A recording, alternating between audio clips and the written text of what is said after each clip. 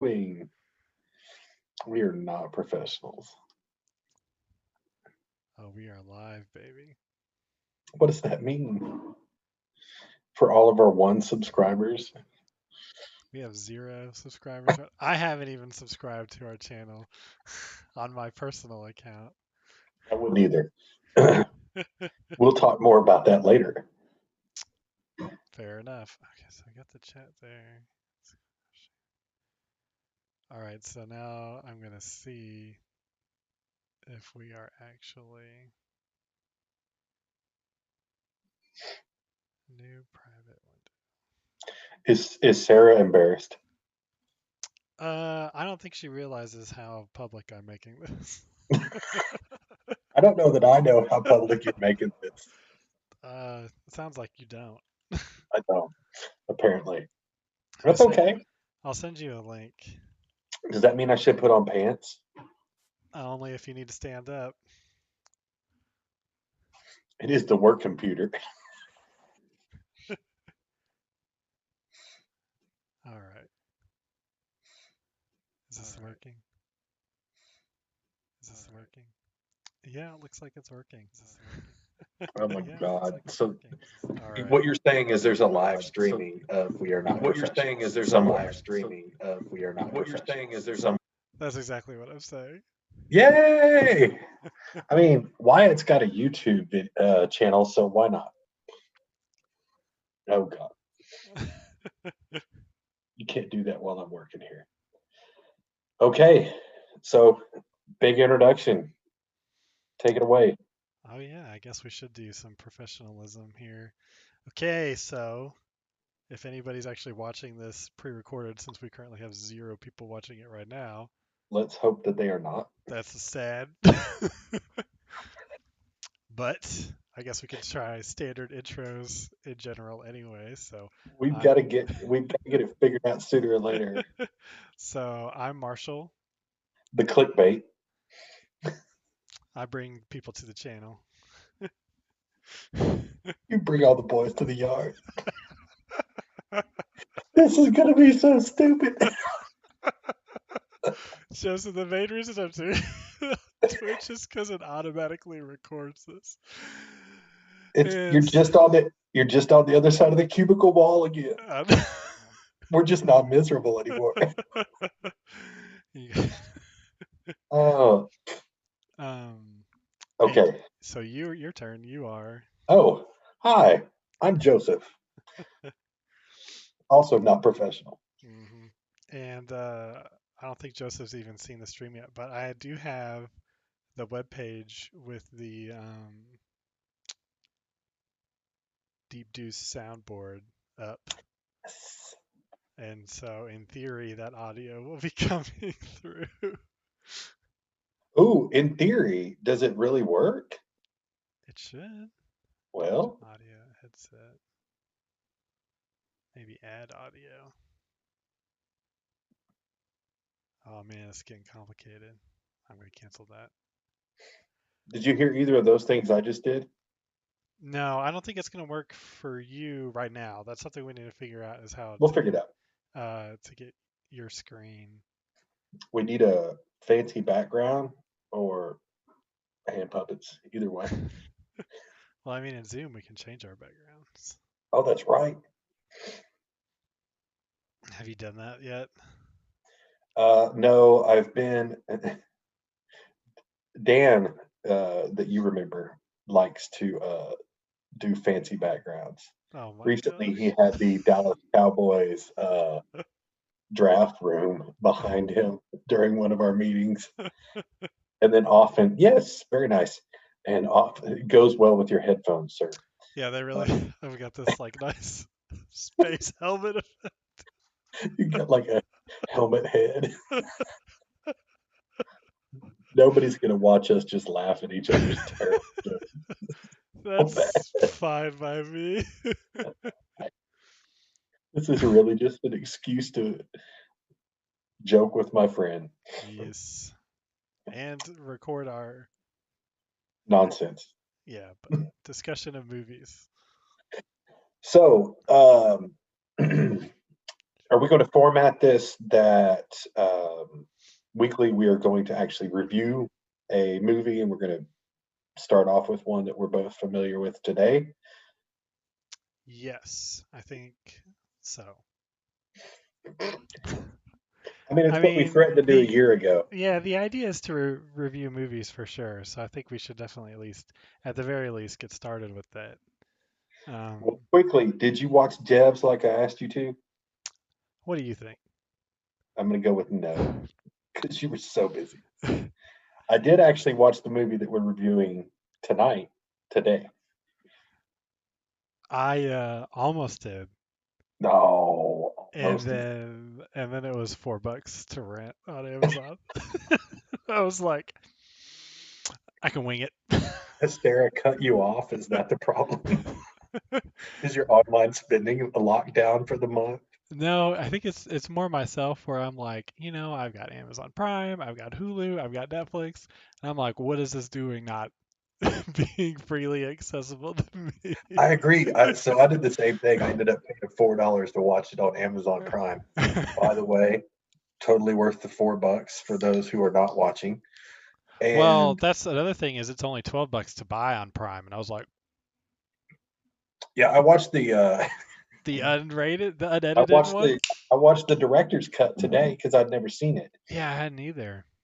It's That was not strikingly different, but it more like a couple of deleted scenes. Like, do you remember the panda scene yeah.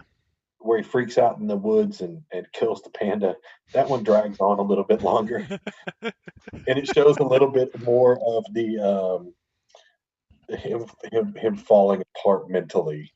Uh, so that it's worth it. I mean, again, it was only $4, but I did the same thing. I went on Roku, and it's got a search feature, right, that lets Right. you see who's got the particular thing you're looking for and what the prices are, and it just kept going and going and going. But none of them were free, and it's like I'm like you. I've got Hulu Live, I've got Amazon Prime, all these things, and it's like I still ended up having to pay $4 to watch a movie that was made in 2005. Yeah. Oh man, the sun's going down. I'm gonna turn on my light real quick. It's pretty crazy though. Oh snap, he's gone. So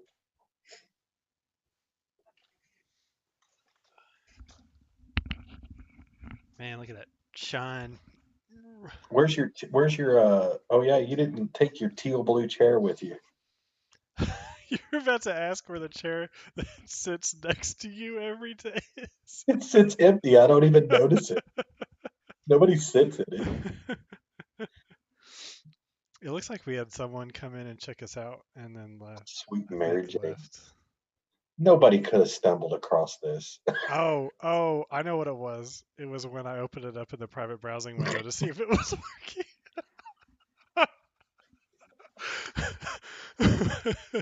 You know what? One of these days, when we are rich and famous for doing this, we're gonna go back and remember this first episode with pride and joy, and be like, man, a couple of young pups just making it happen. There's going to be some joy there, but no pride. All right, the riches and fame probably won't come, but we'll do what we can. You never So, know. Supposedly all it takes is a good personality, and we've got two. between us, we might have one. So, the way this, for anybody who actually was to watch this or watched it after we've done it, because we obviously have 0 followers right now. 0. That, sir, is how you get rich on the YouTube. I got to start 0 somewhere. Anyways, so Marshall and I worked together, unfortunately for not a long enough period of time, but what we found we were really had in common was our love of movies, and that we have an interesting viewpoint, probably your everyman's viewpoint when it comes to watching films. And usually, though, we have opposite opinions, though. which is awesome. I mean, if you think about, so when I was a kid, there were true movie reviewers. I mean, it was really bad watching Siskel and Ebert on E Network or whatever it was back then. But at least people reviewed movies, and it wasn't just Rotten Tomatoes. Somebody got on and spoke about it.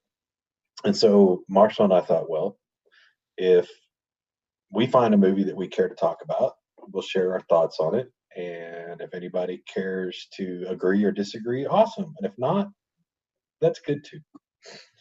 So today we decided to start off with a very new and recent release, Tropic Thunder. If anybody ever watches this, they'll have no idea if it is new or recent to us. They'll be like, oh my God, this was made in 2005. These guys have been on the web forever. Oh man, look at that autofocus. There's probably people that don't realize that the internet existed when Tropic Thunder came out. It's actually kind of hard to believe that the internet did exist when Tropic Thunder came out because there's no way you could make that movie today. Yeah. I don't know if you watched I did. the YouTube video, yeah, with Yeah. RDJ talking to Joe Rogan about that. To Joe Rogan. Joe's like, is there any way you make that today? He's like, yeah. He's like, I'm Iron Man. I mean, we can make it. somebody's getting fired. It's not going to be me. Yeah, I think RDJ was like, I've already had my career. Yeah. I could make it. He's like, dude, my ups and downs have been epic. He's like, this ain't nothing for me. He's like, what was the movie he did where he was the coked out rich kid? It was one of his really early movies. Yeah. I know which one you're talking about. Well, for a long time, it was kind of like his life story. You know, Right. when he would go into rehab, and it was rehab and hookers, and he was challenging Charlie Sheen. He dressed up all crazy in that movie. Yeah, he was challenging Charlie Sheen on who was going to be the worst bad boy in Hollywood. So yeah, I think he's made a mark to where now he's not afraid of anything. Right. Less Than Zero, by the way, was the name of the film. Oh, I don't know if that's the one I was thinking of. If you haven't seen it, Jamie Gertz from Lost Boys was one of the co-stars. Andrew McCarthy. Oh man, Lost Boys would be a good movie to add to the list. We could throw Lost Boys on there. I'm sure 'Cause there's. I haven't seen that one in a long time, so it'd be fun to I've been meaning to rewatch it. One, it'd be fun to rewatch, and two, it'd be interesting to see how well it holds up because it was such a quirky, campy movie. Anyways, it wasn't really dated by anything, so maybe it holds up. I don't know. I bet the special effects are pretty cheesy, and it might be really weird to see what's his name be 20 years old, Kiefer Sutherland, yeah. especially since he's like 10 years older than I am. So, would you like to introduce our first feature film, Marshall Drennan? Yes, it is Tropic Thunder, and for nobody that has seen the cover and is watching the stream, and it's not Joseph, since he can't even see what I'm pulling up right now. I'm only working with one screen today. I'm going to rectify that for next Wednesday. All right, there it is, in all of Google's glory. Do you want to do like a quick synopsis, I guess, or like just real quick what it's about, who the? Sure. Do you want me to do it? I mean, I don't mind. I don't know. I think we could trade off on a week by week thing, but since you actually watched it recently. Okay, that's fair. So this week we're doing Tropic Thunder, and so Tropic Thunder, in the brief kind of Reader's Digest version, is a movie that starts off. It starts off brilliantly with three. Was it three or four? No, it was four. Four trailers that look just like the trailers that you would see in any motion feature. And the first one will actually trick you, and you think, "Oh my gosh, it's Tug, one of the main characters played by what's the midget's name? Ben Stiller. Ben Stiller. Uh, Anyways, it's one of his blockbusters, but it's the sixth one, and it's more. You could tell it's had its time. And then there's three more, basically one for each of the four main characters in the movies, and it's one's a hype commercial that this rap star's making for Booty Sweat, which is his energy drink. Um, one of my favorites is It's got to be Lazarus Satan's Alley. Satan. It's so dark and funny, and the best part of it is when they introduce what's his name, McGuire, Toby McGuire, and they put a little thing at the bottom that says MT or Yep, Nickelodeon's Best Nickelodeon's. Kiss Award. Because Kurt Lazarus is like six-time Academy Award winner, and Toby McGuire won Best Kiss on Nickelodeon. Anyways, the tricky with these are really funny, and but then they set you up for what's coming, and then you jump right into the film, and it starts off as if it's a war movie. It's a Vietnam War movie that's which like any Vietnam War movie you've seen starts off with a battle scene. There's the helicopters and fire and stuff going on. Uh, and here's our heroes, and they make it about I don't know, three-fourths of the way into their first scene, and it all breaks down. And which is then there's a breakdown between the two main characters, and that is followed by a $4 million lost fireworks show that was actually not caught on camera. Because what we realize is rather than watching a Vietnam movie, you're watching a movie about guys trying to make a Vietnam movie. So it's a total spoof on Hollywood, which I took a lot of joy in. And from there, it switches over to just ridiculous, huge characters. Tom Cruise makes this. I know it's only a Spoilers. cameo for him. That's gross. Spoilers, everyone. Tom Cruise The is in this spoilers movie. everywhere. If you haven't, Sorry. if you, That's why we review 15-year-old movies. Is if there are no spoilers on this hey movie. guys, we're gonna do a movie review. No, Joseph, no spoilers. Oh, oh. Les Grossman is Tom Cruise. I can confidently say it's his finest cameo work of all time. That's And, easy. That's an easy statement. but it also might be his best work. Period. Maybe just because I don't hold Tom in the highest regards, but I'll surely change my tune the next time we review one of his movies. Best comedy movie he's ever been in. Maybe. But regardless, so these huge characters, and anyway, so the director loses control of these guys. You could tell right away. So he comes up with this scheme to send them out into the real jungle and put them into real danger, and that's going to get them back on track. Unfortunately, when they get there, he blows up. We'll get more into that later. But so for quite some time, what you watch is again, the mocking of Hollywood is outstanding. One of our heroes, and I use that term loosely, is a drug addict who is having a serious breakdown as they have wandered the jungle for what looks like about 2 days. but his drugs were stolen by a bird. Bat Bat. that he knocked down and then later ate. Coronavirus. Maybe that's where it all came from. Jack Black. And scene. No, I'll tell you, it's the funniest doggone thing, and it's just amazing that this movie ever got made. There, Simple Jack.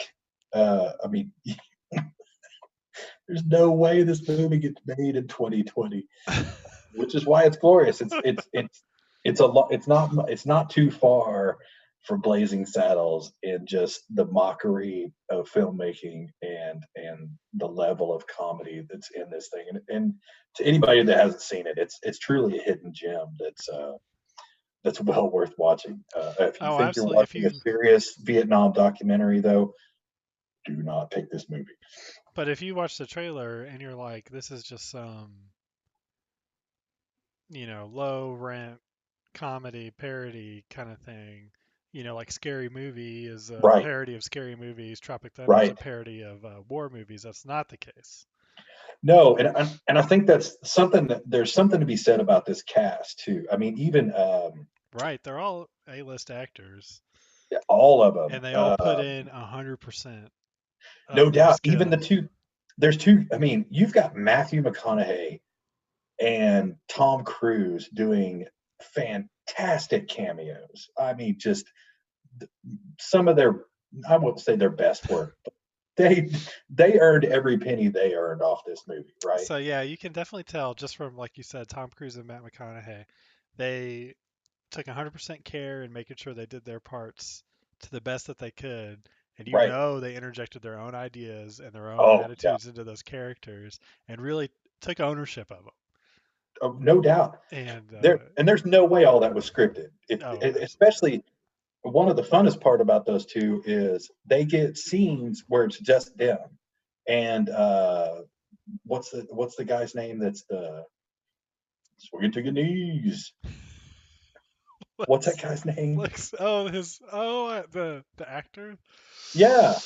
Oh, Anyways, there are times when it's just Tom and Matthew McConaughey side by side on the screen, and they're all that's there. And these are two just cameo actors. They're not even the main part of the story. Swinging past But your they've taken knees. their little side part of this movie so Yep. seriously and had so much fun with it on set that they get screen time just by themselves arguing back and forth. It's just fantastic. It was so much fun. The whole movie's just fun. There's no way to be let down by this film. right. You could be offended by this film, absolutely. So if you are looking to be offended, tune in because it is well worth it. And the thing about it too is especially if you watch some of the more in-depth special features, like we were just talking about at the beginning of this, whatever you want to call it, experiment. um, like if you get offended, you need to really think about what you're getting offended about, because the Right, idea is that they're kind of mocking a lot of these stereotypes in Hollywood. RDJ says that it's mocking of these white actors who are like, I can play any part, just I can do anything. And there's like sometimes you need an actor who looks a certain way, sounds a right. certain way, and just because you think you're the greatest God's gift to acting doesn't mean that you're going to get the part or should get the No, I mean, part. Whereas some studios just want the star power in their right. movies and they don't care what it does to the movie. Perfect example is Robert Downey Jr.'s character is play. He plays an Australian who is playing a black man in blackface who went through a surgery procedure to have this blackface so that he could do this film as the black man. And he confronts an actual black man who is one of his co-stars. And his co-star says, I just had to come on and keep it real because they had one good part for a black man and they gave it to Kangaroo Jack. It's just, it's great mockery of that. It's very much along the lines of, Hollywood's been beat up for a long time for not giving. I mean, like you said, it's the famous white guy gets all the characters, and they don't go out of their way to make movies with strong female leads or Asian leads or even a black lead, and so they mock all of this, and it's just and they do it in just fantastic, glorious excess. You even have the star from Eastbound and Down as the demo expert, who one of his best lines was that he almost burned what's her name, Jamie Lee Curtis in some stupid movie she was in. Way to recall that. That was Oh, good. was it? It was like that He was was the one panicked. with He was Lindsay like, Lohan. Yeah. "Yeah," he's like, "You gotta save me. I almost killed Jamie Lee Curtis on one of her older movies. It's just, but yeah, if you find a way to be offended by this movie, even when even when Robert Downey Jr.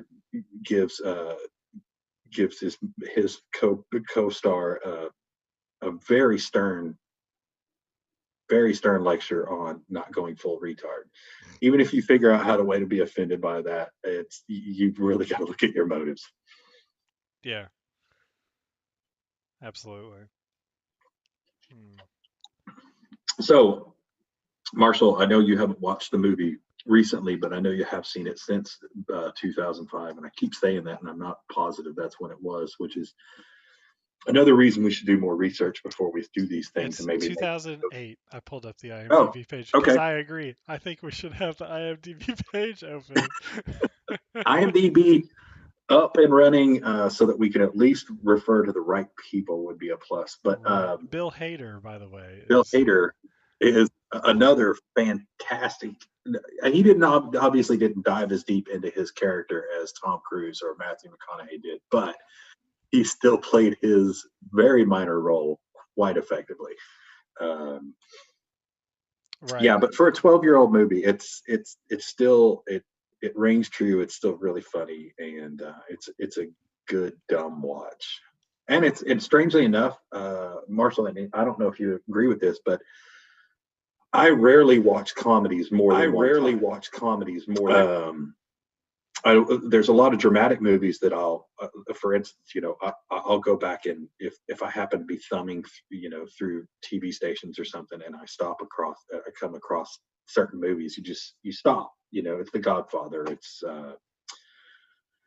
that's terrible. I can't remember it, but what's the one where Morgan Freeman's trying to escape from prison? Shawshank. Yeah, I mean, I've seen Shawshank 50 times. I've probably seen half of Shawshank 50 times and actually seen the whole movie like twice. Right. But this is a comedy that I'll watch another 5 times, because it's all and you find things, you find little nuggets in it, and you find and even the nuggets that aren't buried are they're just so funny that you have to go back and get it. I mean, there's some great lines in this movie. Right. I feel like I'm bogarting all the time. No, sorry. I'm trying to figure out. I'd realized that some reason the video part wasn't showing up on the stream anymore. So I was working. That's not a big loss, I don't think. I know. It's okay. I plan on submitting just the audio to the podcast Hall of Fame anyway. So this is how Marshall got his big break. Marshall has turned into like some crazy producer or something, and then go back to my first online video, and 5 seconds in the stream cuts out, and I don't even realize because so I have like the Twitch recorder is a part of it's directed to the Zoom app to just record the Zoom app, right? Mm-hmm. Well, apparently I had also put the actual Zoom app right over that part of the thing. So I was watching us thinking it was still working, and then I like moved it. I was like, huh, and then I put behind it, and it's not displaying it at all. That's awesome. Well, there's a reason we have to work the bugs out on this thing before we become internet superstars. Absolutely. So, do you want to test out your soundboard and see if you can share some of those really fantastic one-liners that come from Tropic Thunder? I think I can with the stream. I'm just not sure how to get it, if it's even possible to get it over to you right now through this format. Oh, as far as whether I'll hear it over. Well, I mean, give it a shot. Maybe I'll hear it. Maybe I won't. I have played one of them while you were talking, so if you didn't hear it, you didn't hear it. Well, that's not fair if I was talking. Well, that might be true. We'll try this again. Here we go. Big dick player. Anything? Swinging past your knees. Big dick baby. Yep. Yeah, so when you were talking about Bill Hader's character, I went ahead and played the swinging past your knees clip. Past the knees. So you want me to sell out my best client and friend for 15 years for some money and a G5? A G5 airplane, and a just whole classic. lot A lot of money. of money. I want to say, when you were saying earlier that when you become a famous Hollywood mogul and producer, I now, especially since you wear glasses, you've got to model it off of Les Grossman. Oh, I think I'm. I think you could pull off that look. Unfortunately, I think I'm a lot closer than I'd like to admit. Let's just say you're a lot closer to Les Grossman than I am to Matthew McConaughey. That goes without saying. That's accurate. Accurate. So what are your thoughts on the film? I mean, just other than Let's see. the Other than that, we ability for people to be offended. right. I mean, I gotta say that as a film, it's definitely not what I expected going into it. So but I think it's fantastic. Honestly, I think it's so great. It's one I want to show my wife Sarah, and she still hasn't seen it. Get And out. Sarah has her sensibilities. She's a lot more mature than both of us. And She's also a successful doctor, and we are not and professionals. here we are. And here we are. This is what we do with our free time. She's off saving lives and helping babies. Yep. Uh, hang on, We're talking about movies and making videos. so I gotta wait till she's in the right mood, I think, Yeah, and then I'll I spring can it see on that. her. Because I realized that a long time ago with her that there's movies I think are fantastic, but if she's not in the mood to watch it, and if she says just like one time, no, I don't feel like watching that, then there's no point because she's either not gonna pay attention to it, or she's just gonna be like, I hate this movie before it even starts, and just for some reason that sticks. So, Yeah, she'll begrudgingly fight through it, but then you'll never be able to chat with her about it in the future. Be like, remember? She's like, no, yeah, not at all. pretty much. So I gotta wait for the right time, which that's probably coming up soon. I think her sense of humor has gotten a little bit more childish now that we have Luke. Good, good. Well, if a baby doesn't loosen you up a little bit, that Yeah. yeah, But I actually have a cool story. When it comes to Tropic Thunder, I was able to see it, an advanced screening of it. get out. Nope. Totally true. Because I was at Comic Con the year it came. Of course you were. Of course you were. What were you dressed as? Oh, dude, Don't nothing. lie. Don't lie. Uh, Don't lie. I did not dress up. Okay. I was Continue on. there. I was there on invitation from some friends, who I got really close to in college, and they went every year, and so their parents took me and another friend as well. Nice. So that was really cool. And one of the cool things that Comic Con had was like advanced screenings on a lot of movies. One of them was Pineapple Express as well. But also Tropic Thunder. So it was really cool, and I think it really added to the effect of the trailers at the beginning that she talked Yeah, about. no doubt. Because At because Comic Con, I bet that would be a riot. right, and before the movie even started, there was like a special message from the actors like Robert Downey Jr. and Oh, cool. Ben Stiller were really getting into it. Like this is really dirty crap, but they were the ones saying it. So these, but They weren't there. This was this right, was a it's film. pre-recorded as part of the film experience for Comic Con. But you know how in the OG Star Trek series, Yes. there's the Kirk fights the Green Lizard Man. Yes. Well, I don't remember exactly what it was, but it was like Ben Stiller was up there and he had the head of the costume of the Green Lizard Man like in a glass case. Oh, how neat. And he was talking, because it's Comic Con, everyone's a nerd, so they were talking about how, he loves that kind of thing, and like Yeah. Robert J. Jeter comes up there and starts making fun of him for it. It's this crazy thing. But anyway, so I got to see that like 5 months before it even came out in theaters. And I was That's like, cool. guys, you gotta see this movie. I saw it. I actually saw it while it was in the theaters, which is probably this may be the only time that you and I will ever have this in common. Is we both saw this one in a theater. Maybe 15 years from now, Maybe when we're reviewing movies that come right. out now. There was I saw it at like a studio movie grill, so I was eating wings and drinking beer. I was having a good time. It was a blast. But I think the person that had invited me was a whole lot more interested in it than I was. I was just kind of tag along, and then it just turned out that I was like, "Holy shit, that's funny."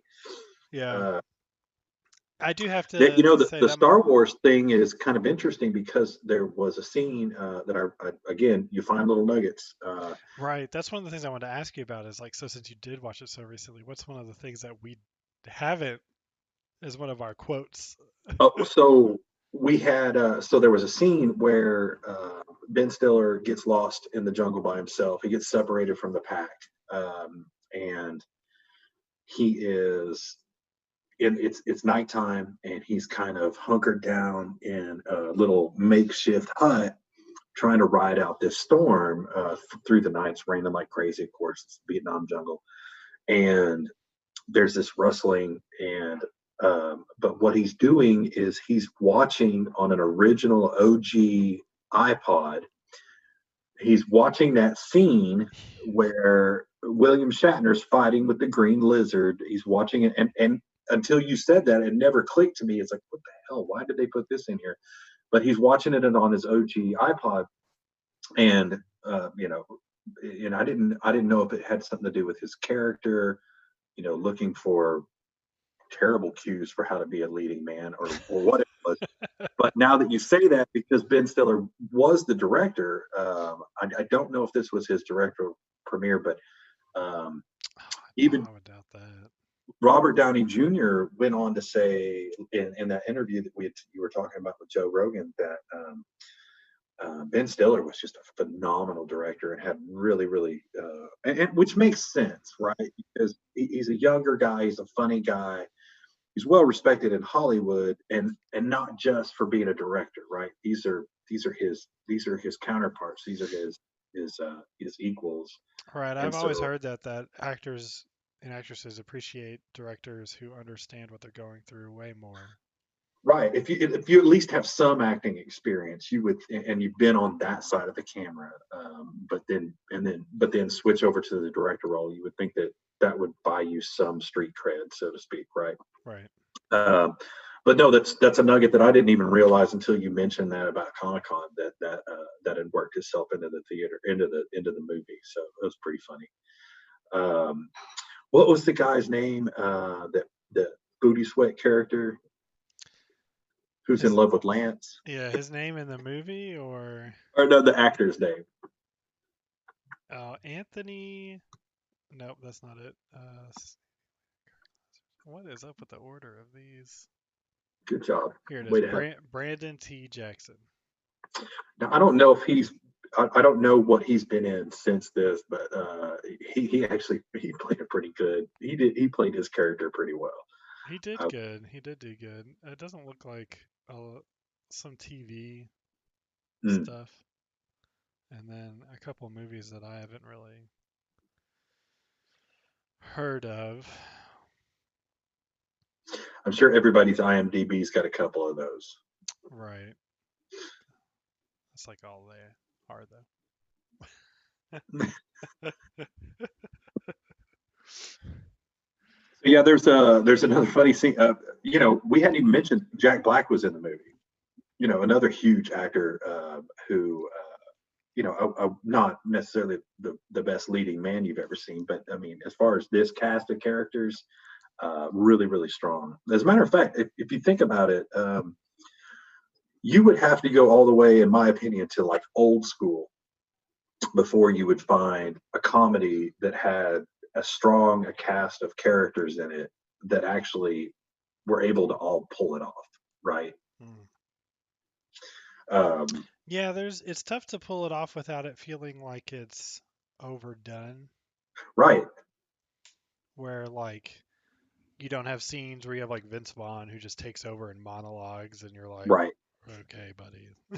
You're like, why do we have to get down into this guy's character so Right. far? Or like, But you know, that's what take of the improv was this one? right. But so, I mean, the cast really worked well together. I mean, that's another thing you could really say for it is you had all these major characters. Like I mean, you got Robert Downey Jr., you've got Ben Stiller, you've got Jack Black. It's like you really don't need anything else. And then they threw, but then they throw in, Tom Cruise and Matthew McConaughey. It's like the cast just keeps going, and somehow they find time for everybody to have their moment in the spotlight, their moment on the screen. Right. Even though even Ben Stiller didn't, as the director, didn't force Ben Stiller out in your throat. Right. It was Right. like Honestly, Ben Stiller gets made fun of the most in the he as gets a ragged on the whole character. movie. Ragged on the whole movie. But then, like, we haven't even mentioned it yet. But like, while all this is going on, you still have freaking um, Danny McBride and Nick Nolte with their side story. Yeah, they've got their whole other backstory going because they're the idiots that lost the director and the freaking $500 million worth of actors that are out there. Yeah, that was the best. One of the better. So when I was doing the recap, there's Danny McBride is flying the helicopter because he's the weapons specialist or what have you, and definitely the TNT guy. And then of course I forgot all about Nick Nolte is the supposed writer of the book that the movie is based upon until you find out when it really gets bad and the director has literally blown up, and not special effects. He blew up by stepping on an old French landmine. And so he's gone.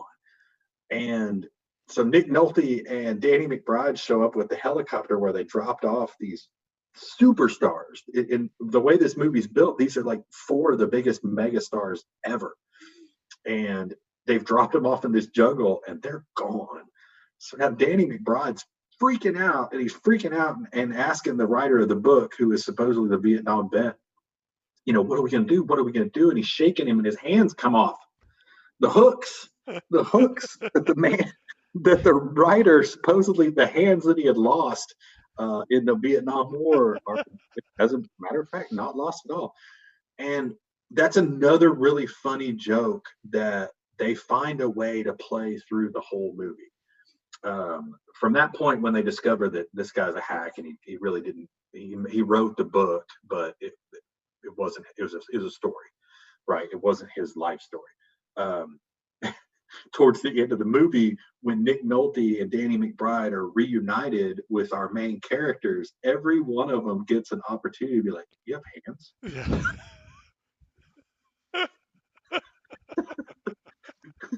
It's so When Robert great. Downey Jr. has his black face falling apart scene where now he breaks down and goes through all these different characters, and they're like, It's oh like in Terminator 2 when yes, he yes, throws the T-1000 in the lava and he regresses through all his characters. yes.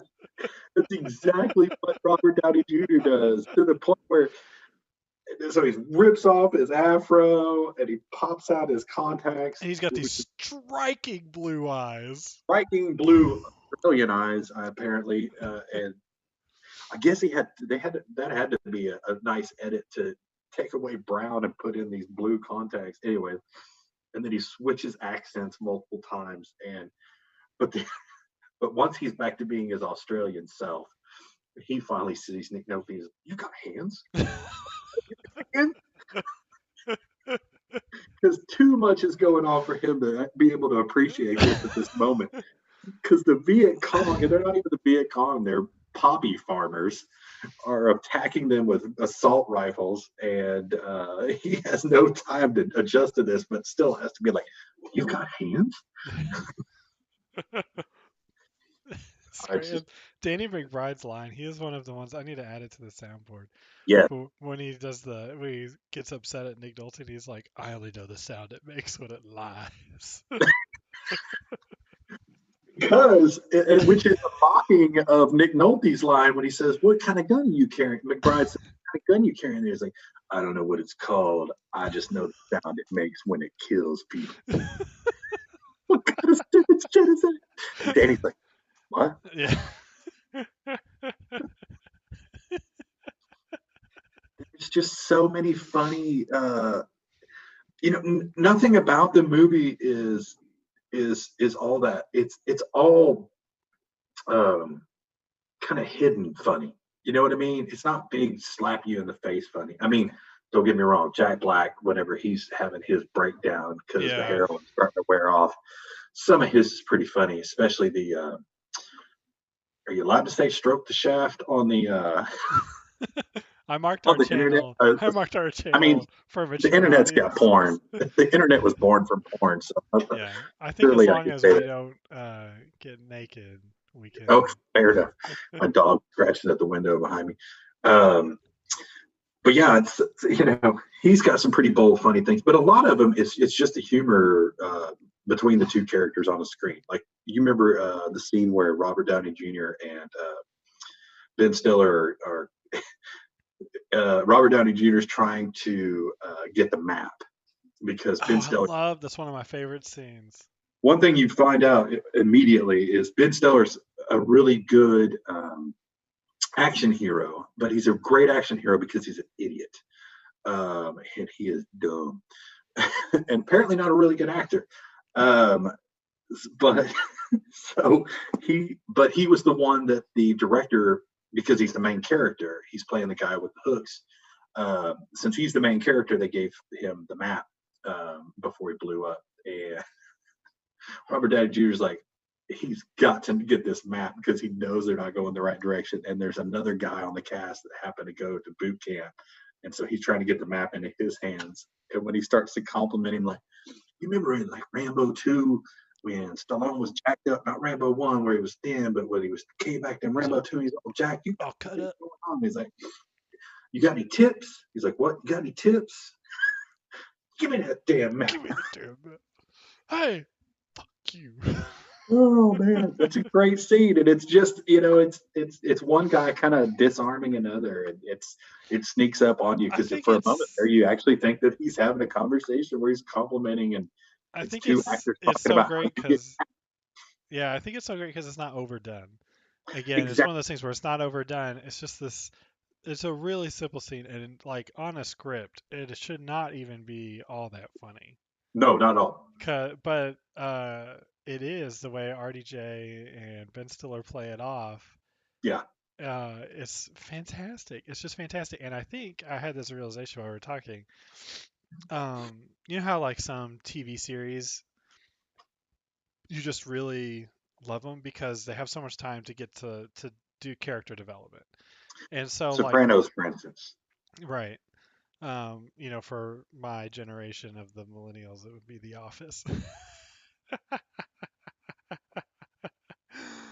But there's a lot. It's a joke, but well, not really. Office is a great show, but a lot of TV shows they can have They have inside seasons and seasons to right, develop and these so characters. by the end of them, it's Yeah. just like it's basically like self-referential inside jokes Hmm. that if you've been watching the whole time are absolutely hilarious. Right, But if you haven't been, they fall real flat.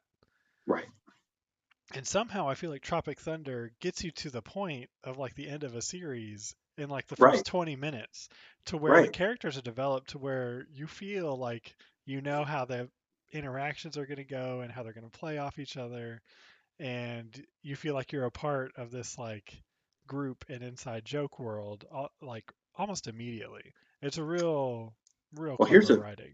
here's a bit of an epiphany that I had just while you were saying that is think about this.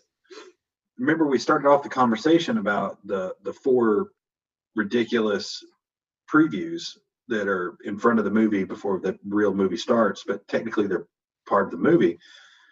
I think those are the background, right? Yeah, that helps a lot. Yeah. Without that background, um, even though they're just little 3-minute clips, they're talking, for instance, like, when they're talking about Lazarus, which is RDJ's character, and they're listing off all his accolades. So all of a sudden, they've already built the scene that this guy's special, right? Right. He's the actor's actor, Yeah, right? he's the making fun of the guy who played the Joker on Suicide Squad. Exactly. Yeah. He's The or method actors were they. exactly, or basically any of the Jokers, to be honest. But yeah, I mean, he's Joaquin Phoenix, right? Or one of those, or what's the guy from There Will Be Blood? Daniel Day-Lewis. Daniel Day-Lewis, that's a good one. Yeah, so I mean, they build him up to be a Daniel Day-Lewis type, right? Right. And then, of course, God, I don't know who the action hero is but basically they build up Ben Stiller as the Rock, right? Right, The Rock, Arnold, Right, and then Schwarzenegger. you got Booty Sweat guy. He's just a gangster rapper who became an actor, and Right. He's like 50 Cent when 50 Cent did a couple exactly, movies. and then of course Jack Black is Jack Black. Yeah. But, Well, I mean, honestly, if you look at the previews, Jack Black's supposed to be Eddie Murphy. It's actually true, because if you think about it, he's in the preview. God, what was that fat family? Is it the Nutty Professor? Yeah, it's the Nutty Professor and all the fat family. But anyways, had they not done the 12 minutes in the beginning of those 4 different previews, I think they set a lot of groundwork there that before I just thought it was frivolous and fun that they threw these in there as previews to trick you that, with previews of stuff that doesn't exist. But it really gives you a lot of background. And then, like you said, within the first 20 minutes of the movie after that, you've already developed these characters and understand them and appreciate them for who they are, what they are, so that whatever they do for the next 60 minutes of the movie, which isn't much time when you're talking about in reference to like in a TV show where you've got 6, 7 seasons of character development, but that you're allowed to fall in love with these people or decide that you hate them. And they definitely do that. They do that in a really quick fashion. I mean, goodness, yeah, like the Booty Sweat commercial really sets up the scene where it turns out he's gay. Yes. Well, that was, there's a fun. So for those who may not have seen it, and I will say, I don't know if anybody will ever watch this, Marshall, or if this will ever actually go anywhere, but I do take a lot of joy in just discussing this stuff with you. So regardless, we're going to have a good time. Right. But for anybody that happens to be watching or cares to actually hear the opinions or kind of what's happening in the movie, there's a really funny scene where this kid that's basically been built up to be, a modern day 50 Cent. He's got a little bit of everything. He does some rap, he does some videos, he's got a sports drink. He's got a sports drink called Booty Sweat, and he's a player. And they get into the main bunch of the commercials, like big booties all around. Oh yeah, there's butt flapping everywhere, and it's madness. And I'm on a boat, and but when the main characters get separated in the jungle from Ben Stiller, during that night when Ben Stiller is apparently murdering a panda and going through his madness, these 4 guys are kind of huddled up together and trying to figure out how we got to get out of here. We're in a freaking jungle. There's real landmines like killing people. RDJ is kind of poking at a couple of the guys that are with him about, hey, you got a little honey back home? And, the first guy's like, no, I was hoping this movie would get me laid, but that's probably not going to work out now. And then he asked the Booty Sweat kid, I forget his name on the film, but Al Pacino. Al Pacino.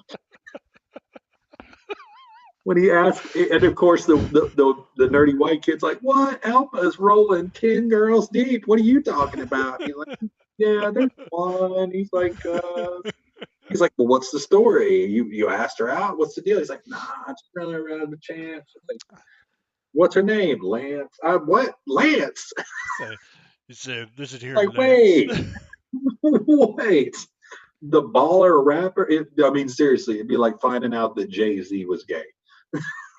You say, listen here, Lance. Listen here, Lance. Lance. You just gotta be like, listen here, Lance. When you talk about boobies in your face, do you mean you're imagining Lance's Lance's balls dangling out her chin? He's like, nah, man. Hey, we need to get to bed. We got to get up Alpha. tomorrow. We got a lot to do. I'm Al Pacino. I love the booty.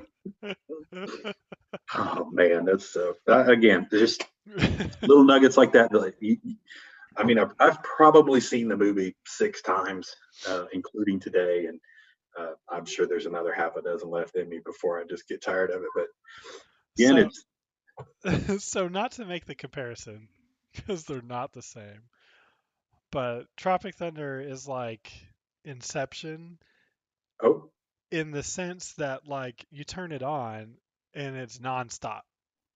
Yes. Like if you're like, oh, okay, I'll watch this for a half hour, it's not going to happen. You're going to sit turn it down on.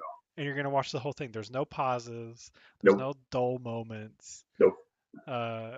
And that happens in a lot of movies, but in Tropic Thunder is one of the great comedies, you know, kind of like, you know, Tommy Boy could be considered one of the great comedies of all time. Yeah. And it's just where it's just one thing after the other, after the other, after the other, and the transitions are seamless to where it just goes from one to the next, and you're just enjoying it the whole time. Yeah, and I think a lot of that has to do with one, good direction, and two, that cast of characters and because they are doing such a good job of making sure that what seems like a dozen big names or at least big characters on the screen get their screen time, and so you're just never left, even when they're trying to build these characters and help you understand who these people are in brief for little periods of time.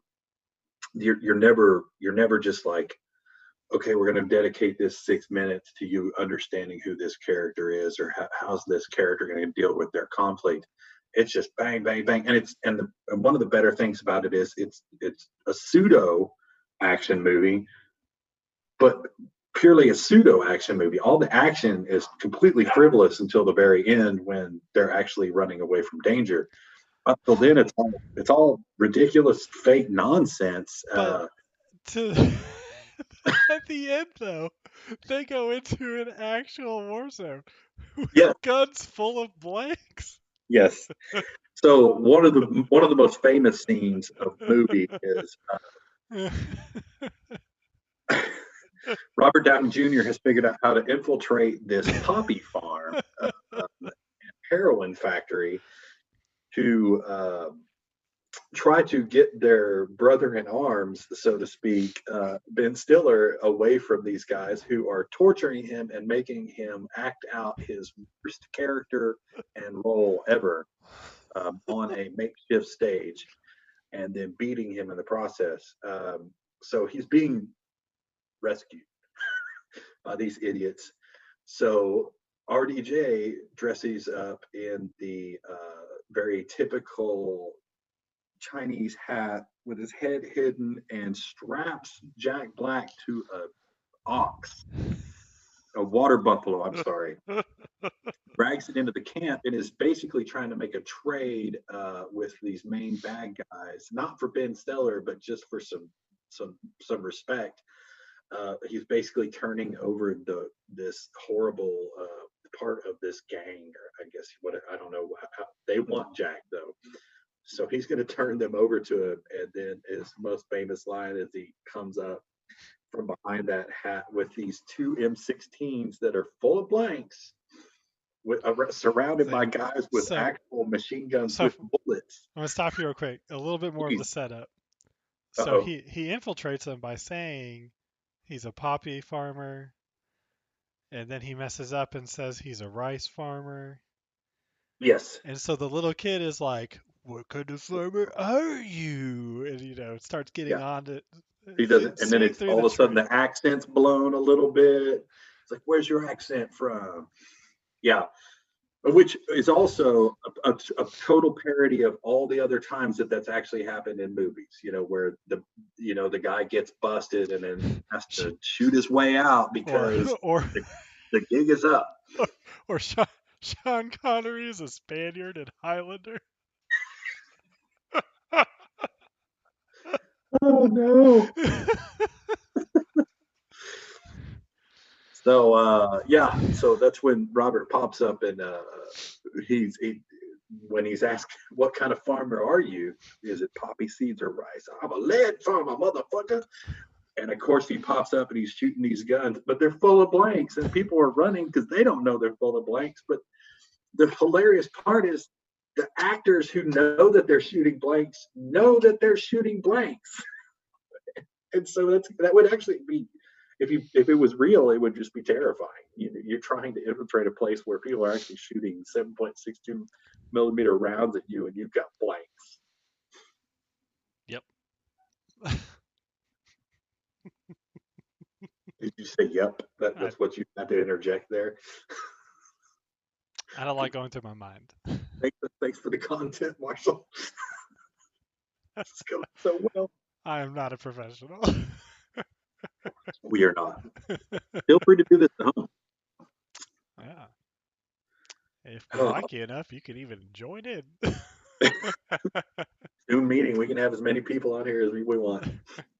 If I do more than 3, though, I think I have to buy premium. We have to pay for it. If I want it to last more than 40 minutes. Oh, the budget's already Or we blown. could just go we are not professional, and every 40 minutes just cancel the meeting and start a new one. That'd be classic. If we ended up doing this for 4 years, it would be funny to look back on the first couple episodes and see that we had to reset it because we ran out of time. Like, dang it, go put more quarters in the machine. No. Don't want to get a If I parking just move my car to this street, I don't even have to repay. That guy just pulled away. There's still time. Yeah, there's 5 Anyways. minutes. Squirrel. Yeah. Expect a lot of that. Yeah, no doubt. Imaginary viewer. Imaginary. Hello, imaginary viewer. You may be wondering why you're looking at 2 really sad middle-aged men, white men. That is not where I was going. Oh, my bad. My head had that sentence going in a completely different direction. Gotcha. For the squirrel? No, the 2 sophisticated, handsome men. Oh, yeah. That'll be after the COVID scare's over. I'm sure we'll look much more professional. When we can emerge from our caves. Oh, man. So what I really think, this is for Joseph. Tell me, Goose. In 60 years plus, when we bite the bullet, Wyatt and Luke can just pull up some old videos of dear old dad. You know what? Seriously though, to be funny about that is, if nothing comes of this beyond you and I just having a good time and getting a joke and share some funny stories together, if our sons do watch this someday and it makes them giggle, makes them laugh, and actually makes them say, you know what? Let's go watch that. If it was that funny, Right? Who knows? Maybe Luke and Wyatt will use some form of Zoom 50 years from now and reminisce on what their dads did. Sharing some of these funny stories and some good times. So That'd be something. I hope in that far in the future they can access Tropic Thunder without having to pay $4 for it. As a matter of fact, I'm going to go buy it for $12.99 and put it on my Amazon account, and I will leave my Amazon Prime to Wyatt. There it is. You'll never have to pay for Tropic Thunder again.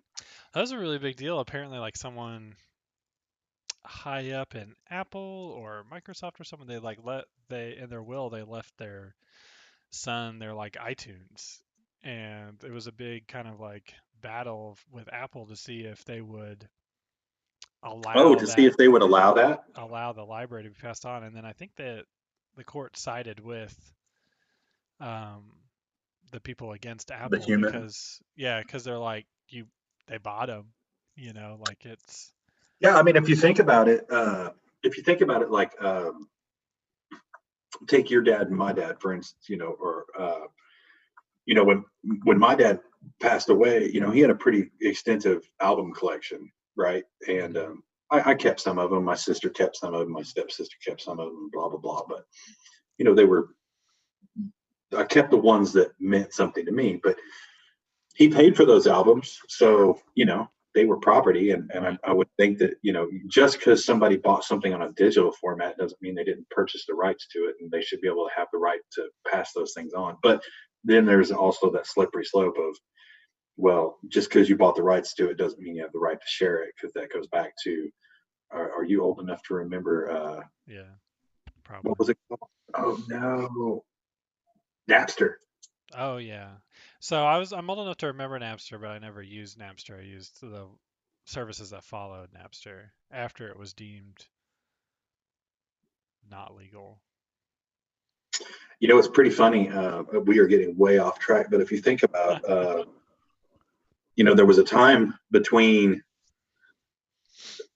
there was a weird time in music that was somewhere between purchasing CDs and where we are today, which is nobody buys anything. I mean, I have a Spotify account, and some people have a Pandora account.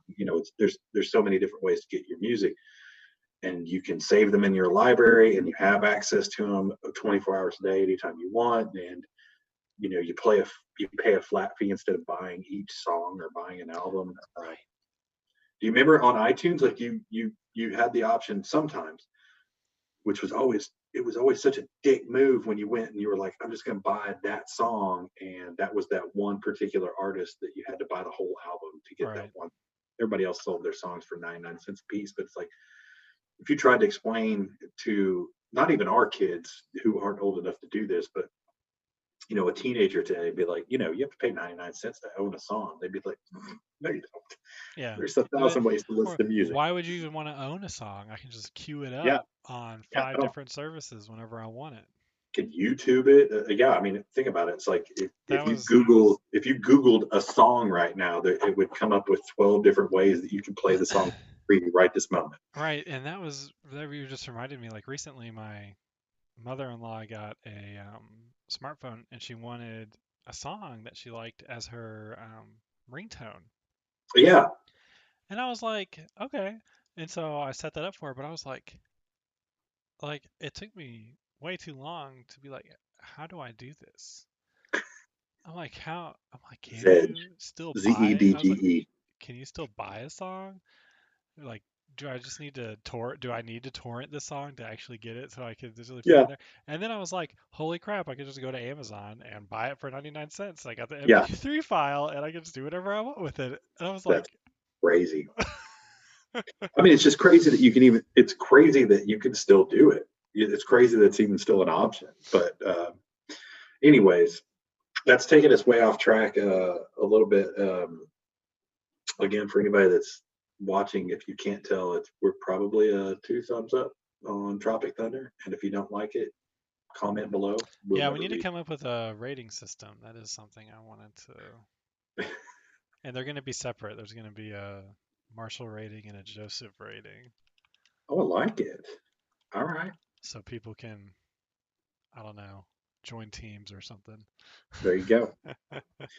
Well, and I will say, for our future fans of this show who go back and watch episode 001, this may be one of the few times too that we are in complete unison on being fans of this movie in pretty much every aspect. Most of the films that Marshall and I watch or have discussed in the past, we have varying degrees of appreciation for each film, and there'll be a lot of times we just don't agree. But for today, we lobbed up a softball to get started. Enter comment here. Right. I'm trying to pull up our Excel spreadsheet so I can add He's got the ratings to it. Again, for our many fans, Marshall is the producer of this show and has multiple screens going on. I am able to dedicate nothing but my time to just you, the fans. Which is why I need you to pick me up during the pauses. That's why I got to fill the dead space when I see you staring off to the left a little bit when your head's like, huh? Yeah, Oh, things are happening. I could see another screen mirrored in your glasses. That's a good time for me to filibuster for Well, a you can while. see it in the glasses. I better close out some windows then. Like, Don't worry. you got titties on your glasses. I thought we were watching a movie. Technically, it's I a mean, movie. it is a movie. It's a movie, and you just don't watch the whole thing. It's like this is very another tangent, but I don't care. Um, have, how much South Park have you watched?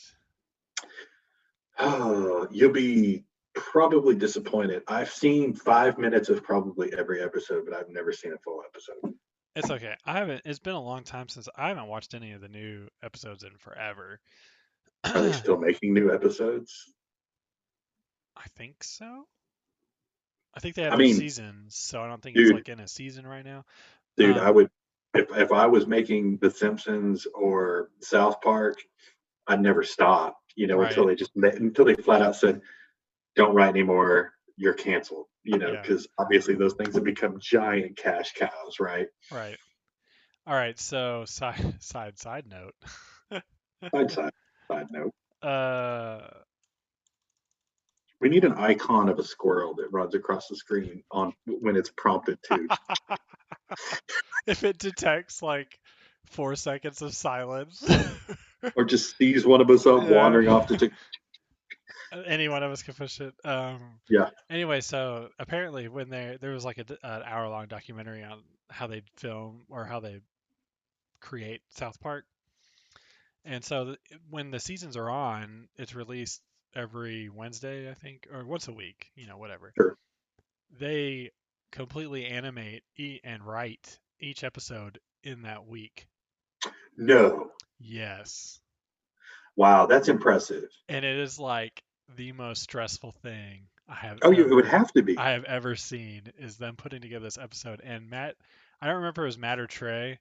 They're like every time that episode is done, I hate it.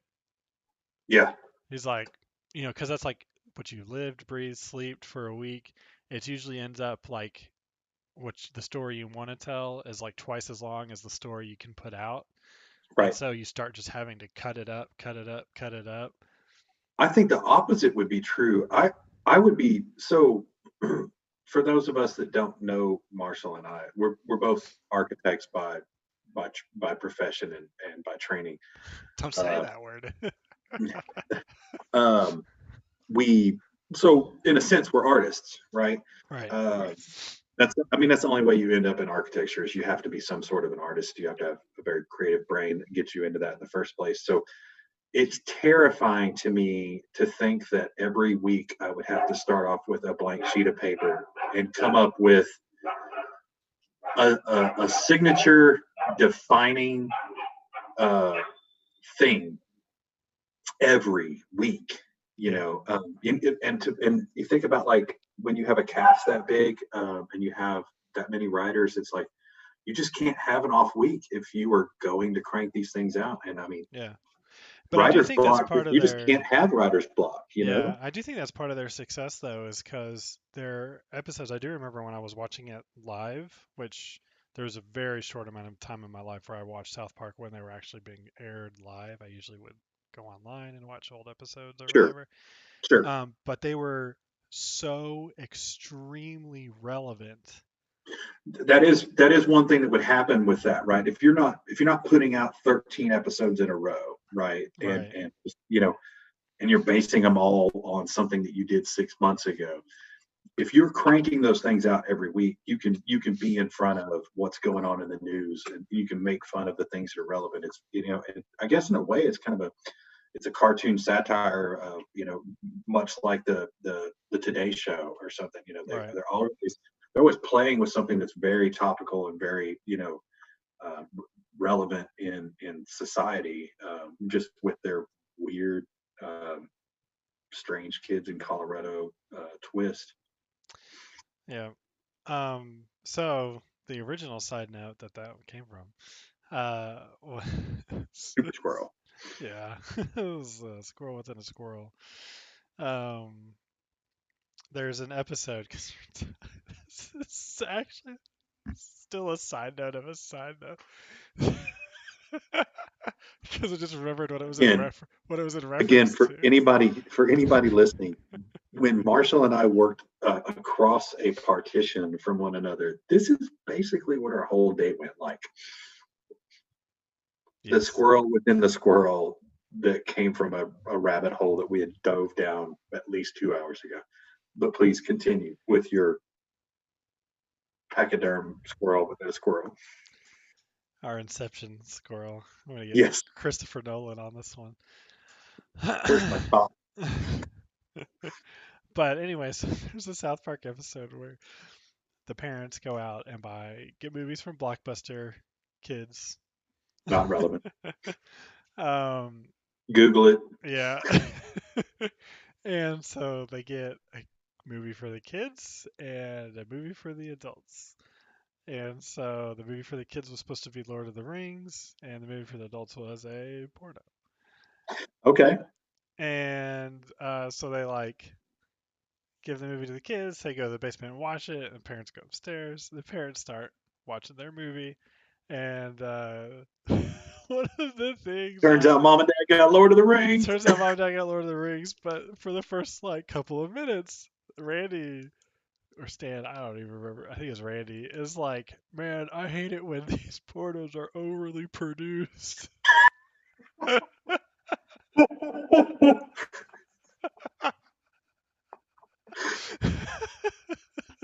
Oh, why do they have to go with the costume? Can't just be delivering a pizza. Like, thou shalt not pass. Whoa, we may have the wrong flick. Yeah. Which, by the way, that episode is one of the top episodes of all time that I've seen of South Park by Right on. far. Because the kids are playing Lord of the Rings, so they're dressed up and they were so excited to see the movie. And before they got to see the movie, because it was like Butters had been sent downstairs and he started watching it without him before they got there.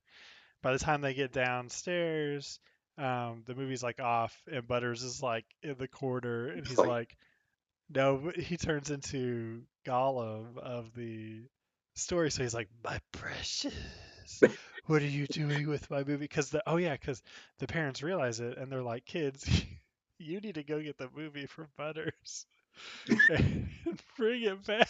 I was like, So oh, they didn't have to confront his parents. So the humana, kids, humana, humana. so the kids go to Butters' house and they take the movie back, and that's why Butters is like, "You took the precious." The breasts.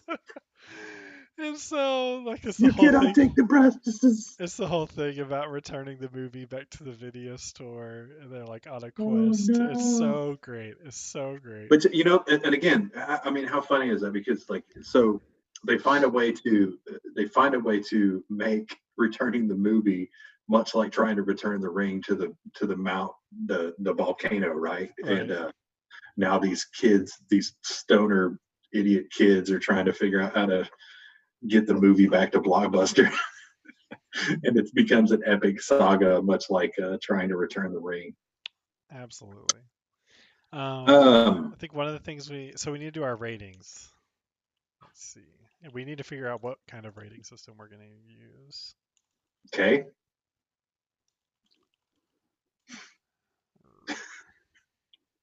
Well, how about Could do thumbs up, thumbs do down. you remember a man named Dave Chappelle? There was a time that he played a character named Rick James. And Rick James famously on the Dave Chappelle shows told this lady to show Charlie Murphy your titties. He said, I give them titties a 4 thumbs down. I have not seen that Chappelle show. Well, there you go. So we're going to do thumbs up, thumbs down? I think that's a little weak, but it may be what we have for today. Well, I mean, we could just be stupid with it. We could be like 5 thumbs up, 5 thumbs down, 8 thumb Where's up. the 5th thumb going to come from? Dude, it's a rating on an Excel spreadsheet. I don't need to actually do it. So if it was me, I mean, even if we just did like, I would say if you know what you're going into to watch this movie and you're not thinking it's something that it's not, it's two thumbs up, no doubt. It's, I mean, and if you can't find the funny in Tropic Thunder, then I can create a spreadsheet for you of movies to don't even bother to watch, because it's just funny. It's funny. It's a good way to spend an hour and a half, and you will get some chuckles out of it. Oh, so we can do ratings and a like movies that you should watch kind of thing. Like Oh yeah, like it would take a little more preparation for me today to be able to say, hey, if yeah, I give this two thumbs up and say, if you do like this movie, no, no, give you no. I give you think three that's a good examples to idea. check That's a good out. idea too. That's not even what I was thinking. I was thinking Oh, like we sorry. could we could add it or not add it to a list that we create of like the non-professionals movies that we reviewed that you like we would put on a list of movies to watch before you die kind of thing. Oh yeah, so absolutely. I think that we will have a running list of, and we may even have a running list of don't bothers. Right. Which we may say, hey, we're going to watch, the new movie by a certain director that we've always enjoyed their films, and we go watch one and it's total dud. And honestly, we'll tell you guys whether, and I don't know if I would appreciate my opinion or not, but we'll tell you if it's a dud, and we'll tell Right. you if it's great.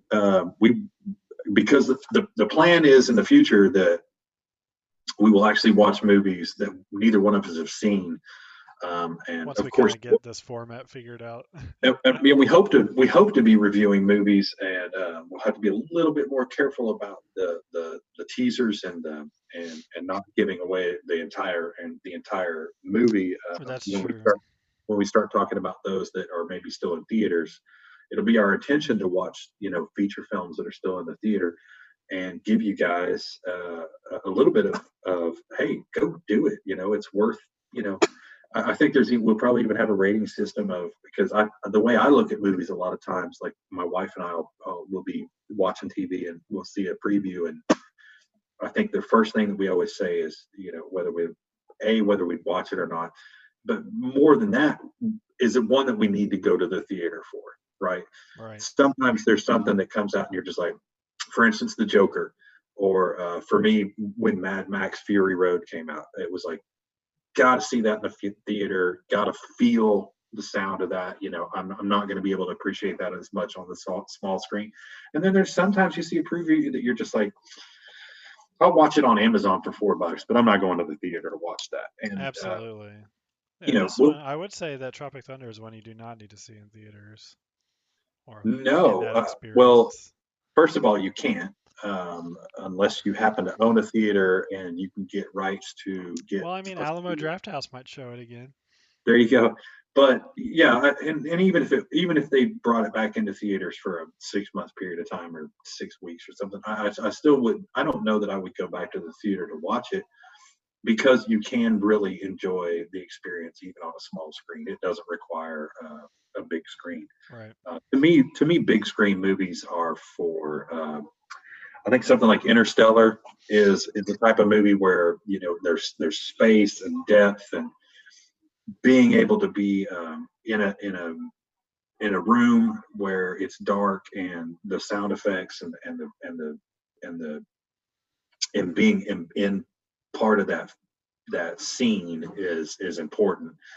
If it comes to a rom-com, you're not going to get me to the theater to watch a rom-com unless it's a date night with Tiffany and she says that's where we're going. Right. Um, so we should also talk about what movie we're going to do next. Well, I don't want to. So I'll throw out two options. One I hadn't even thought of until you started talking about it, but since it does kind of lend itself a little bit to this one, it might be fun to do Interstellar, Hmm. or not Interstellar. That's one I said. The one Inception. Inception might be cool, and I think there's still a lot of people that have never seen Inception. Maybe. I think I it's don't such a know. I feel like Interstellar might be. I wrote down both. I think Interstellar might be beyond this channel's. If you want to watch a review on Interstellar, maybe you should go to people who actually know what they're talking about because there's so much in that movie.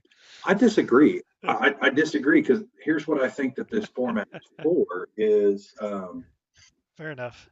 when I was a kid, the people that reviewed movies were stiff, like boring, strange Yeah, dudes in tweed jackets, and like it was almost like, well, if Siskel and Ebert gave it 2 thumbs up, I probably don't want to see it. fair You know, enough. Yeah, I that's think we're a true. little more of a Rotten Tomatoes, everyman kind of scene where, if we get it, and I'm not saying that we're brilliant, and I'm not saying that we're dumb, but you know, there's there's not a whole lot that's going to go over our head in a movie. Right. We just won't be able to And speak to it in terms of like, oh, well, they use yeah, I'm this not going to be able camera to talk angle. physics, right? Or they use this camera angle that's like so amazing. Right. We'll be And like, I can't speak relative theory of physics and whether or not that's actually possible. But that's it's a movie. We're just gonna have fun yeah, with it. And you're right. I think you convinced me for sure that that's what a lot of people who do review movies do talk about. And it's kind of like, oh, they used the Dutch tilt again.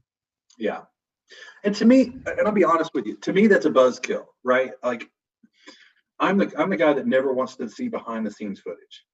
I really don't. I don't want to see how it was made. I don't want to see the behind the scenes footage. I don't want to see people acting in front of a green screen, even though to some people that really adds to the enjoyment because they're like, oh my gosh, he didn't even have to be in that scene or in that position or around anybody else and still was able to pull that performance. To me, that really wipes away the majesty of what movies it really are.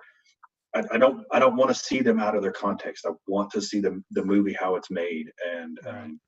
and I don't want to. I'm not interested in what camera they shot it with or what angle. I will tell you whenever it's. I will tell you I can appreciate when there's brilliance in how something's done, or especially in writing, which again, going back to Tropic Thunder, I think the writing and the lack of writing, the freedom that they probably gave a lot of these really big stars who have really big personalities, and just said, hey, here's the vibe for this scene. Just kind of roll with it. You're doing this, and just kind of go with it. We'll do 50 takes, and one of them's gonna stick. You know. Um, but no, so Inception was one that you mentioned. I think Interstellar is another one that both of those are kind of fascinating. And then I think if we're going to get into kind of weird, fun movies, one that you turned me on to probably a year ago was Ex Machina. I don't know if I said that correctly. I don't know how it was supposed to be pronounced, but that was one that just blew me away. I didn't realize how much I would like that one, and part of the reason why I keep poking you to get off your ass and watch Devs is because it has a very Ex Machina kind of vibe, which makes sense. Same Keep director. yeah, keep on me. Sarah's working nights coming up, so I'll have some time at night Well, to but we're watch gonna have to this. start. We're gonna have to once a week figure out how to get a feature film in so that we're I both know. not trying to remember something from 12 years ago. So I do have another movie to throw into this list. please. And it was RDJ comedies because he's a comedy genius. Oh yeah. Kiss Kiss Bang Bang. Man, I'm in. I don't know if you want to do two RDJs back to back, We don't have but to do that. I mean, again, I'm totally fine with it because maybe it's something about Robert Downey Jr. and his subtle comedy because he's not an in your face comedy guy. He's very dry, and if he did stand up, he'd be one of the driest comedians ever. His is but which makes it watchable. It makes it rewatchable. A lot of times we were talking about that what was it, the Nutty Professor, right? Eddie Right. Murphy, one of the funniest human beings ever born, right? I love Eddie Murphy. I don't love Eddie Murphy's more recent comedies. That's one of them that where he started to fall off to where of course I saw the movie, right? Right. Never would watch it twice, Yeah, right? the Nutty But Professor especially. That was one of those things where like cash grab galore, man. Like he was in his prime yeah, and he was taking like everything, and it was because everything was gonna make him a boatload of cash. yeah. Well, and but Can't blame him for it. I can't blame him for the fact that he, here do kind of a look at this parallel, right? So Kevin Hart's been doing the same thing for yeah. about the last 4 or 5 years, right? He'll take any script they put in front of him. But I think Kevin Hart's doing it because I think he knows that his window of fame is limited, and it's like grab it while you can because 5 years from now nobody's going to want to see another Kevin Hart joke, right? Yeah, But he's not a star either. right, He's a side. Eddie did it the other way where he was like, I'm going to make this big cash grab right now while I'm the biggest star in film, and then I'm going to disappear. He pulled a Dave Chappelle and he just disappeared after he made all these terrible movies. Gone. And now you see him on interviews. I think he's recently just started doing some stand up again, and he's making a mini comeback, but he's kind of doing it like Seinfeld. Like he doesn't have to. He's just doing it because he kind of wants to now. Now it's an outlet because he just went home and raised his kids for a while, and Yeah. good for him. If you could pull that off, and people are going to pay you hundreds of millions of dollars to do something stupid and give you that nest egg to go away and then discover where Raw came from and Right. bring that back later. That's what everybody wants. Everybody wants to see Eddie Murphy Raw. Nobody wants to see the Nutty Professor.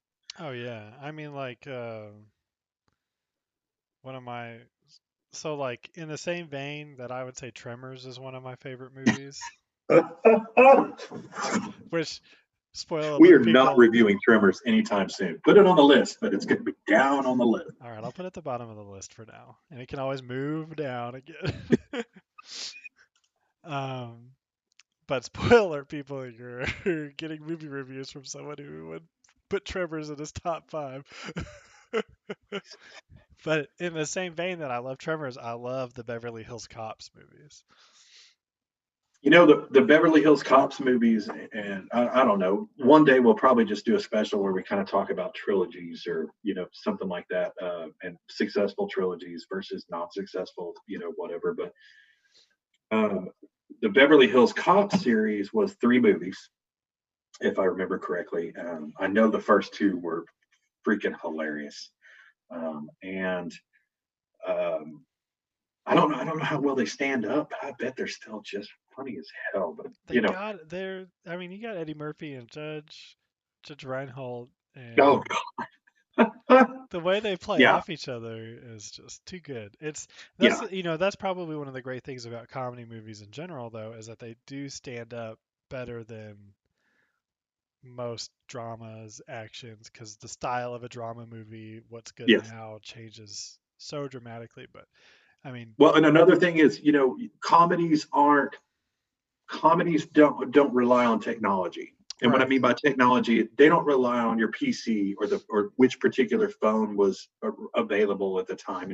Dramas, a lot of time the drama is the guy's got a race to get to a payphone to get that message back to the boss. Well, there's no payphones anymore, so the relevance isn't there. Comedies don't rely on that because right. they're relying on that drama that sometimes it's why Bond movies always struggled before Daniel Craig came along. Was they would put these really hokey pieces of technology, trying to be futuristic in there, and 10 years later the piece of technology that really replaced the thing they were pretending to have has already come and gone, and it just made it very challenging. And I think that's we'll probably do a Bond movie before long. Especially, I think there's another one. The final Daniel Craig Bond movie is coming out That's right. I do into want to this see summer, or maybe it was set up for Christmas. But either way, that when we do one of those, it'd be good to talk about how he changed. He and the writers and producers for those movies really went back and got away from the hokey stuff and the bad one-liners and the Q gave them just the right tools for that specific mission. Like he had some kind of a magic, the crystal ball. crystal ball that he What they could were gonna tell need. Yeah. what you're going to need is a pen that'll melt through lead, or whatever. But wow, there's another squirrel. Sorry to get way off track. So next week, so we threw out Inception, Interstellar, Ex Machina, and what was the other one we mentioned? We got Kiss Kiss Bang Bang, Oh yeah. and then Bat and Cleanup is Trevor's. You know what? While we're doing this on Zoom from our homes, and this is basically just you and me talking to each other, It's in your top 5. Let's do Tremors. Next. I mean, we got to get that damn thing out of the way. We Oh, might as well do it now.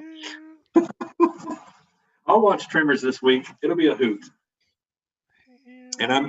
And it'll be the first chance for the fans, our many fans. We appreciate you all. Please comment and leave your remarks below. We won't read them. But it'll give our fans to see a chance whenever we maybe don't disagree or we don't agree on everything. Yeah. The best thing about that movie is Reba McEntire. You say we're not going to agree on it, but you're about to watch it again. And I have a lot of confidence that you are going to fall in love with it. It'll be a stretch, but I will definitely give it a whirl. So the first thing it has going for it, it's on Netflix. It's free. So no excuses. That's pretty funny. That's the lead in. Don't worry, it's free. Much like our show. Oh, well, I feel like if I had to get you to pay $5 to watch Tremors, that would be. I would be watching it in pieces on YouTube. Like, when you could find 1 of 9, 2 of 9. And then, like, part 3 is missing. And Oh, well. I mean, how important could that 20 minutes really have been? Oh, speaking of, a movie that makes me think of Tremors, and I actually think is a bit of a parallel to Tremors, is do you remember the movie where John Leguizamo? There's a couple that are coming to mind. There's the Mario movie. No, the drag movie. Drag movie? Oh, yeah. The one with it was him and the guy from Dirty Dancing. Yeah. And Patrick Swayze. It's Patrick Swayze, John Leguizamo, and what's the black guy's name? He's so funny. Blade. The guy that played Blade. Wesley Snipes. Yes. Where are you? This is the best airtime of this entire show, ladies and gentlemen. I need you to fill it in right now. Is watching Marshall try to figure. So this is another thing we used to do in our office all the time. Is I have a really good memory. IMDb was up all the time. Small details, and I'd be like, okay, so follow this train of thought and see if you can help me remember what it was I'm talking about. I throw out a couple of little snippets, and he'd be like, oh, you're talking about that. Blah, blah. But did you find it? No. Okay, good. Well, that did not. Tu Wong Fu. Tu Wong Fu, where are you? Have you seen that? I have not. Oh, that may be a follow-up to Tremors because it's I'll put it on the list. It's got a little bit of a Tremors feel to it. Plus, it's really strange. There's some interesting ways that they deal with homophobia in the movie, and there's actually some. It has some feel-good twists to it. Is it ahead of its time? Definitely. I mean, think about it. It's Patrick Swayze and Wesley Snipes in drag. Yeah. In maybe the late 90s at the earliest, or I mean at the latest. Oh, I closed it. So by far, I think it was well ahead of its time. And it's a very unique film. Maybe worth a watch. So should I go ahead and put your Tremors rating as 2 thumbs down? No, not at all. Because you never know what kind of mindset I'm going to be in when I watch it. Maybe I'll be like Sarah, and it'll just catch me on a good day, and I'll be like, that wasn't bad. Okay, so unfortunately, I've seen Tremors 1 and 2. I don't think I caught Tremors 3, but I know they don't age well. If it makes you feel any better, I've seen 1 through 3. I own 4, and I still haven't watched it. That just says how much 3 really resonated within you. And I love. I will say, if there's any way, for me to tie Tremors and The Godfather together, it is that 1 and 2 were a whole lot better than 3. That's there you heard it here first, folks. But I want to get you started off right, and I think we're kind of winding down. Um, but so when you're watching Tremors, I need you to remember this because it'll set the stage for how good of a movie this is, and it's right at the beginning. So you ready? I'm ready. Want me to Is drop this some? suspense post scene again? Yes. Well, no. You have to tell the fans, and I don't think I remember exactly what All it right, was. When so I whoever threw wants it. to watch Tremors with us, they do the opening credits. And this is a rough thing. It's been a little while since I've watched it too, so I'm excited to watch it again. But they're putting up a barbed wire fence. So they've got their wooden posts and they're stretching the barbed wire along the post. And Kevin Kevin Bacon, Bacon. who plays Val, as Earl and Val. It's yeah. So Kevin Bacon has to hammer in a staple Yep. that's around the barbed wire. And his co-actor, I can't remember his name, but he's the guy who plays Earl, is holding the wire and holding the post. And Kevin Bacon swings that hammer. It's got to be 6 times and can't hit the staple. Just can't hit it. And on the 7th try, he finally hits it. And this is all unsaid, and it's obviously not scripted. But Kevin Bacon gives like a little nod, like yeah, and walks off. And the guy that plays Earl takes a nice close look at the staple and then walks off too. And if you don't pay attention to the fact that Kevin Bacon misses it, you have no idea that that's what's even happening.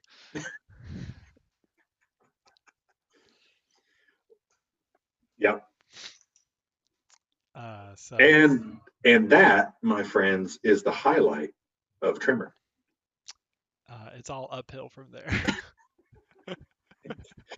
Just pushing a big old ball up a mountain from there.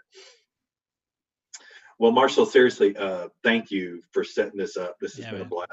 I very much look forward to next week. And again, for anybody who takes the time to watch, we really appreciate it. We're going to keep doing it because it's free and it's fun. And if you get anything out of it, that's just a huge bonus for us.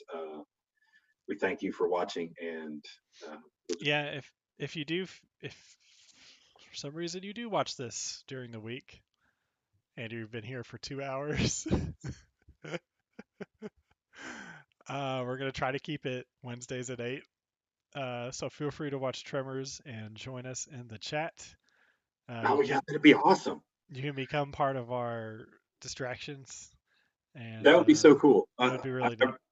I really think that would be cool. I mean, I don't care if it's 2 nerdy kids from Minnesota, chiming in. To have other people to throw out those squirrels, or because there's going to be times that there's things that we miss, and if you bring up something, my gosh, we'll talk about it because apparently we'd like to hear ourselves talk. But yeah, God, what a fun deal! It's just a lot of fun. So. Yeah. Thanks for setting it up. We've been talking about doing this for a year, and now we're doing it. So no reason to keep doing it until our wives flat out tell us to quit. Which probably won't happen because both our wives work at night, so they really can't stop us. So. That's right. The schedule might get a little crazy, but it'll be a live feed once a week. Yep. Marshall, thanks again. I'm going to sign off, and I will chat with you sometime between now and next Wednesday, but Tremors it is. Sounds good. See you then. See you, bud.